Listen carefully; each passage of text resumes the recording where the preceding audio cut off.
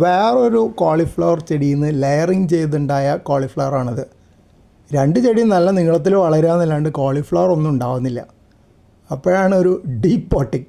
സാധാരണ നമ്മൾ ഒരു ചെടിച്ചട്ടിയിൽ നിന്ന് വേറെ ചെടിച്ചട്ടിയിലേക്ക് മാറ്റി പറഞ്ഞാൽ നമ്മൾ റീപോട്ടിംഗ് എന്നല്ലേ പറയാറ്. ഇത് ഞാൻ തിരിച്ചാണ് ഡീപ്പ് പോട്ടിംഗ് എന്നാക്കിയത്. എന്താ വെച്ചാൽ ചെടിച്ചട്ടിയിൽ നിന്ന് മണ്ണിലേക്ക് കുഴിച്ചിടുക, നിലത്തെ മണ്ണിലേക്ക്.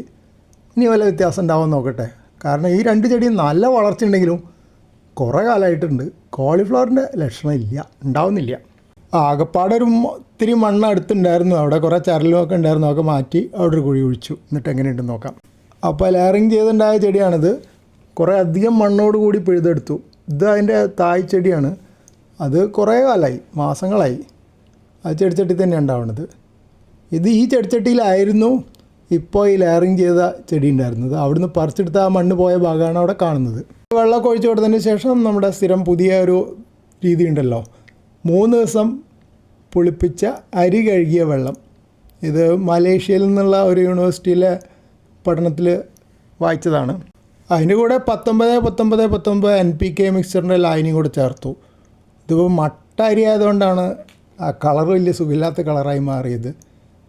മറ്റേ സാധാരണ പോളിഷ് റൈസ് ആണെങ്കിൽ ഇങ്ങനെയല്ല ഉണ്ടാവുക, കുറച്ച് നല്ലൊരു പച്ച നിറം പോലെ ഉണ്ടാവും. കാരണം NPK മിക്സ്ചറിൻ്റെ നീല കലർന്ന പച്ച നിറമാണല്ലോ ഉണ്ടാവുക.